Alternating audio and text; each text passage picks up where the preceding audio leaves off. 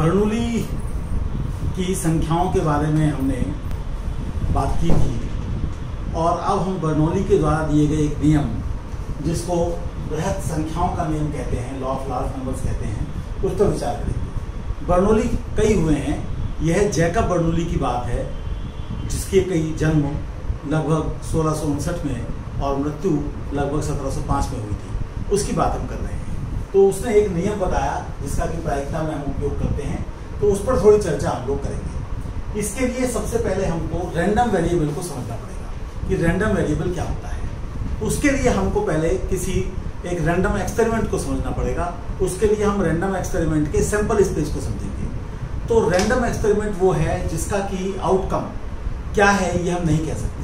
जैसे कि अगर हमने डाई को उछाला तो डाई को उछालने पर उसका जो सैंपल स्पेस बनेगा वो बनेगा 1 2 3 4 5 6। अगर हम दो डाई को उछालें तो सैंपल स्पेस बनेगा i, j, जहां पर i और j जो हैं वो 1 और 6 के बीच में है, 1 और 6 को लेते हुए। अगर हम एक पॉइंट को टॉस करें तो उसके लिए सैंपल स्पेस बनेगा h, तो जो रैंडम वेरिएबल होता है वो रैंडम वेरिएबल एक तरीके से एक फंक्शन होता है जो कि सैंपल स्पेस से रियल नंबर पर होता है। तो जैसे पहले s1 लेते हैं, चलो इसको ले लेते हैं, और फिर x2 ले लेते हैं जो h2 से r पर है, और फिर x3 ले लेते हैं जो s3 से r पर है। अब जैसे ये मैंने ले लिया तो इसको मैं डिफाइन कर रहा हूँ।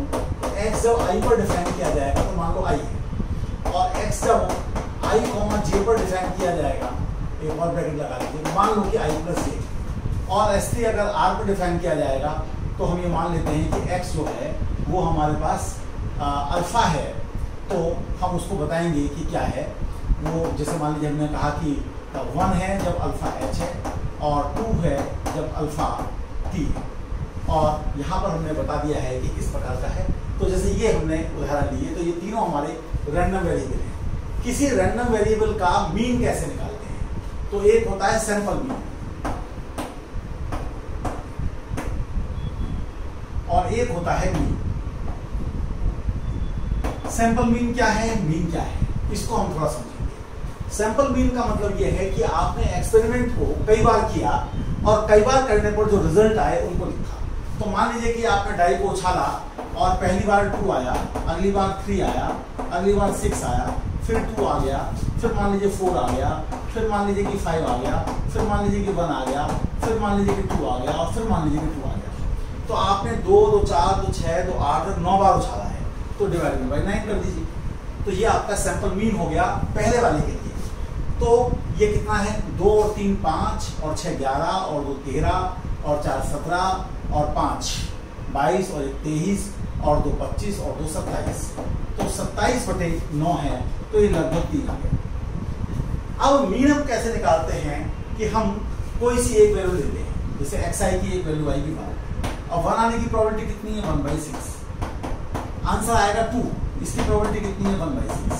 3 आने की प्रोबेबिलिटी 1/6, 4 आने की प्रोबेबिलिटी 1/6, 5 आने की प्रोबेबिलिटी 1/6, 6 आने की प्रोबेबिलिटी 1/6। इसको अगर आप निकालेंगे तो ये सिग्मा, ये एक तरीके से हमारे पास आ जाएगा 21/6, यानी कि 3.4। तो लॉ ऑफ लार्ज नंबर्स जो कि बर्नौली के द्वारा दिया गया वो ये कहता है कि यदि आप किसी रैंडम एक्सपेरिमेंट के लिए कोई रैंडम वेरिएबल डिफाइन करते हैं और उस रैंडम वेरिएबल का मीन निकालते हैं, और फिर आप एक्सपेरिमेंट को कई बार करके एक सैंपल मीन निकालते हैं, तो अगर आप रैंडम एक्सपेरिमेंट को बहुत ज़्यादा बार करेंगे, यानी एक लार्ज नंबर में करेंगे, तो जो आपका सैंपल मीन है वो अप्रोच करेगा आपके मीन को, जैसा कि हमें यहाँ पर दिखाई पड़ रहा है। अब मैं कोई और उदाहरण ले लेता हूँ, ये उदाहरण मिटा देता हूँ। फिर से ध्यान दीजिए कि क्या कर रहे हैं हम, इस वाले एक्सपेरिमेंट को ले रहे हैं। क्या है ये एक्सपेरिमेंट, डाई को उछालना। हम सैंपल स्पेस ये ले रहे हैं और रैंडम वेरिएबल ले रहे हैं कि अगर 5 आता है तो रैंडम वेरिएबल की वैल्यू 5 है, क्योंकि आंसर r में आना चाहिए। तो मीन निकालने के लिए क्या क्या पॉसिबिलिटीज है x1 की, क्या क्या आंसर आएंगे, 1 आएगा या 2 या 3 या 4 या 5 या 6। 1 आने की प्रोबेबिलिटी ये है, 2 आने की प्रोबेबिलिटी ये लाइक है। तो ये जो है हमारा मीन कहलाएगा 3.5। सैंपल मीन का मतलब है कि आप बहुत बार उछालिए और देखिए कि आपका जो एक्सपेरिमेंट है उसका आउटकम जो आ रहा है उसका रैंडम वेरिएबल की वैल्यू क्या है। तो कई बार 2 है, 3 है, 6 है, इस प्रकार से डिवाइडेड बाय 9 कर दिया आपने, तो ये आपके पास में जो है 3 आ गया। तो इसके नजदीक है, अगर आप इसे बहुत ज्यादा बार करेंगे, यानी कि अगर n बार कर रहे हैं और n टेंडिंग टू इन्फिनिटी होगा तो वो इसके बराबर की तरफ बढ़ेगा, ये इसका मतलब है। अब मैं दूसरे एग्जाम्पल को ले लेता हूँ और उसमें करता हूँ, दूसरे से पहले मैं तीसरे को ले लेता हूँ, तीसरे को लेना ज्यादा अच्छा रहेगा। तो पहले मैं मीन की बात कर लेता हूं कि मीन कितना। तो मेरा जो है हेड आए, तो हेड आएगा तो रैंडम वेरिएबल की वैल्यू 1 होगी और प्रोबेबिलिटी 1/2। टेल आए तो रैंडम वेरिएबल की ये वैल्यू होगी, ये आएगा, ये हो गया 3/2 यानी 1.5। अब हम इस एक्सपेरिमेंट को करते हैं, कभी हेड आएगा कभी टेल आएगा, यानी कि जो आउटकम है उसका जो उस पर जो रैंडम वेरिएबल हमने डिफाइन किया है उसकी जो वैल्यू आएगी वो कभी 1 आई कभी 2 आएगी। मान लीजिए 1 आई, फिर 1 आई, फिर 2 आई, फिर 1 आई, फिर 2 आई, फिर 2 आई, फिर 2 आई, फिर 2 आई, फिर 1 आ गई, इस प्रकार से आगे मान लो ये लिया। तो आप देखिए कि ये कितना आ रहा है, 1 और 1 2 और 2 4 और 1 5 और 2 7 और 2 9 और 2 11 और 2 13 और 1 14। और वैसे आप देखें तो कितना है, ये 1 2 3 4 5 6 7 8 9। तो आपने इसे 9 कर दिया तो ये कितना आ जाएगा, 9 1 9। और इसके बाद कितना बचा आपके पास में, 5 बचा, तो 9 5 45 और ये जो है 1.5 बार आ गया। तो आप देखेंगे कि इसके काफी नजदीक है, और ज्यादा बार करेंगे तो इसके और नजदीक आएगा। अब जैसे हम अंतिम उदाहरण के रूप में ही ले रहे हैं कि 2 डाई को एक साथ उछाल रहे हैं, तो आउटकम कैसा होगा, पहले डाई पर कुछ आएगा, दूसरे डाई पर कुछ आएगा, और उसका जो सैंपल स्पेस है उसके एलिमेंट्स का जो रैंडम वेरिएबल पर वैल्यू है वो i+j हम लेके चल रहे हैं। कोई कुछ और भी ले सकता है, वो उसकी मर्जी है, जैसे वो इनका मैक्सिमम ले ले या इनका मिनिमम ले ले या इनके डिफरेंस ले ले या कुछ और ले ले। तो अब हम इसको देखेंगे कि इसके मामले में हमारा क्या होता है, तो जरा देखते हैं इसको। तो हमारे पास ये उदाहरण खत्म हो गया है, इसलिए इसको मिटा देते हैं। ये उदाहरण भी खत्म हो गया है, इसलिए इसको मिटा देते हैं। हम ये देखते हैं कि हमारे पास x की वैल्यू जो है वो कम से कम कितनी आएगी, 2, और प्रोबेबिलिटी कितनी है इसकी, प्रोबेबिलिटी है इसकी 2 कब आएगा, जब 1 1 आएगा, तो ये 1/36 होगा। अच्छा, और x जो है वो 3 भी हो सकता है, लेकिन उसके प्रोबेबिलिटी कितनी होगी, तो 1 2 आएगा या 2 1 आएगा, तो वो 2/36 होगी। और x जो है वो 4 भी आ सकता है, जोड़ भी आ सकता है। तो ऐसे 3 केस हैं, 1 3 2 2 3 1, तो इसकी जो प्रोबेबिलिटी है वो 3/36। और फिर हमारे पास जो है x है वो 5 आ सकता है, तो 5 आने के लिए हमारे पास में कितने केस बनेंगे, 1 4 2 3 और 3 2 और इसके बाद में जो है 4 1। तो हमारे पास जो है 4 केस बनेंगे, तो 4 केस बनने से p हमारे पास 4/36 आ गया। और इसी प्रकार से हम देख रहे हैं कि जितना यहाँ होता है उससे एक कम आता है, तो उसमें कोई दिक्कत नहीं है। तो अगर x जो है हमारे पास एक और ले लेते हैं यहाँ पर केस हम, तो उससे अच्छा रहेगा। x अगर 6 आ रहा है तो p हमारे पास 5/36 हो जाएगा, और अगर x हमारे पास 7 आ रहा है तो p हमारे पास 6/36 हो जाएगा। और अगर x हमारे पास 8 आ रहा है तो इसमें हमारे पास जो केस बनेंगे वो 7 केस नहीं बनेंगे, क्योंकि आप 1 7 नहीं ले सकते और 7 1 नहीं ले सकते। आप तो 1 7 और 7 1 नहीं ले सकते, तो 2 3 4 5 6 आप ले सकते हैं, 5 ले सकते हैं। तो प्रोबेबिलिटी जो है यहाँ पर हमारे पास बनेगी 5/36। और जब x को हम 9 लेंगे तो प्रोबेबिलिटी बनेगी हमारे पास, हम 1 नहीं ले सकते, 2 नहीं ले सकते, और इसी प्रकार से हम 8 नहीं ले, 7 नहीं ले सकते, 8 नहीं ले सकते, 9 नहीं ले सकते। तो हमारे क्या क्या ले सकते हैं, 3 4 5 6 पहले वाले को, तो 4 पॉसिबिलिटी, तो 4/36। और फिर हमारे पास जो है अगर x को हम जो है 10 लें, तो x को 10 लेने पर p हमारे पास कितना बनेगा, ये कब बनेगा हमारे पास, ये बनेगा 4 6 5 5 और ये तो 3/36। और अगर हम उनको लास्ट में आ जाएं, लगभग x को 11 रखें, तो इसके लिए जो प्रोबेबिलिटी है वो कितनी आ रही है, तो वो केवल कब आ सकता है, जब 5 6 हो या 6 5 हो, तो 2/36। और एक अंतिम स्थिति बनती है कि जब हमारे पास x जो है वो 12 हो, तो p हमारे पास बनेगा 1/36। तो अगर आप इसका मीन निकालेंगे, तो मीन निकालने के लिए आपको ये करना पड़ेगा, तो 2 × 1/36, बल्कि 1/36 आप कॉमन ले लीजिए और अंदर कितना आएगा आपके पास 2 + 3 + 4 + 5 प्लस आप x की वैल्यू ले रहे हैं और 6 प्लस, तो ये थोड़ा सा हमें देखना पड़ेगा कि कितना रहेगा। हम 2 को मल्टीप्लाई करेंगे इससे और 3 को मल्टीप्लाई करेंगे इससे, तो ये 2 × 3 आएगा, ये 2 × 3 होगा। अगली बार 3 × 4 होगा, अगली बार 4 × 5 होगा, अगली बार 5 × 6 होगा, अगली बार 6 × 7 होगा, अगली बार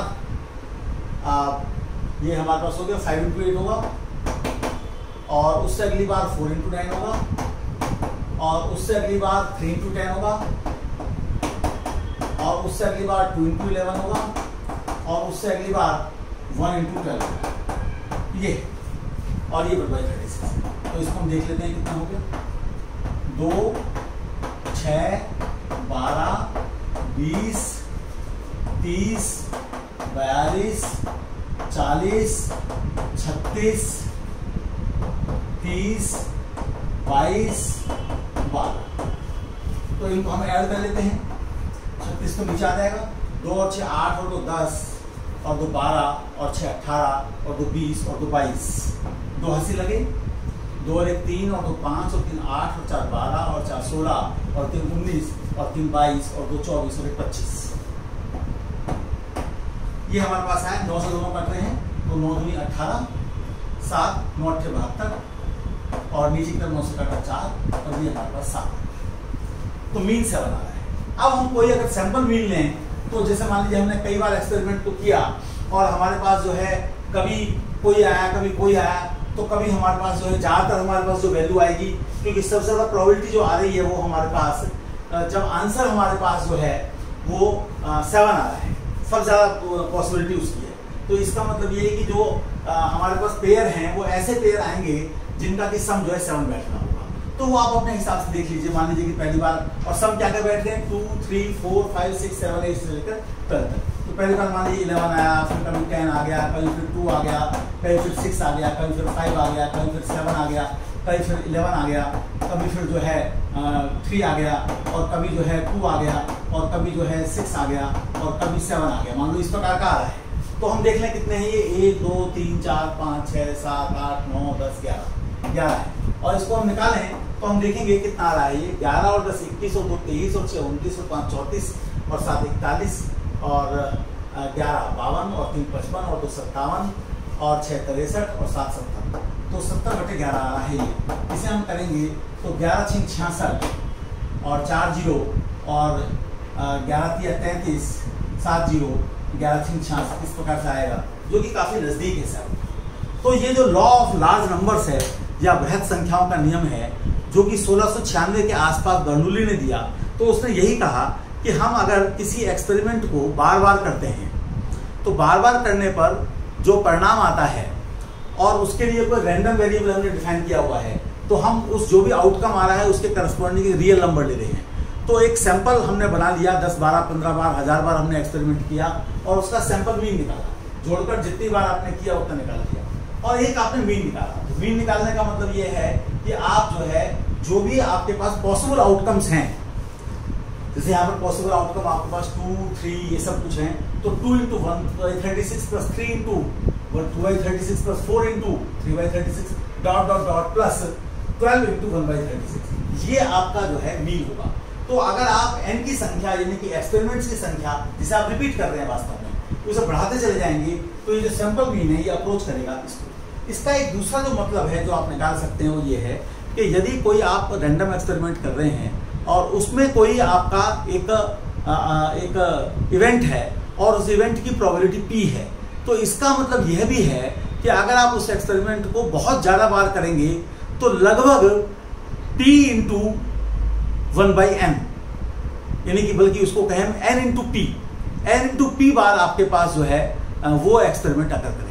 जैसे मान लीजिए कि आप डाई को उछालते हैं, तो डाई को उछालने पर कंपोजिट नंबर आने की प्रोबेबिलिटी क्या है, तो टोटल आउटकम 6 है और कंपोजिट नंबर के 4 और 6 हैं, तो चूंकि सारे केसेस इक्वली लाइकली हैं, तो तो इसलिए कंपोजिट नंबर आने की प्रोबेबिलिटी 2/6 यानी कि 1/3 हो गई। तो ये जो लॉ ऑफ लार्ज नंबर है, इसका एक पॉसिबल जो एक्सप्लेनेशन है या पॉसिबल जो एक तरीके से बात है निकल कर आती है, वो ये है कि यदि आप डाई को बार बार उछालेंगे तो लगभग आपके पास में 1/3 इंटू n यानी कि 1/3 टाइम्स आपके पास जो है कंपोजिट नंबर आएगा। ये बात भी यहाँ से निकल कर आती है। तो ये मैंने आपके सामने रखा है बर्नौली का एक और विषय, इसको आप देखिए और इसको आनंद लीजिए इसका। धन्यवाद।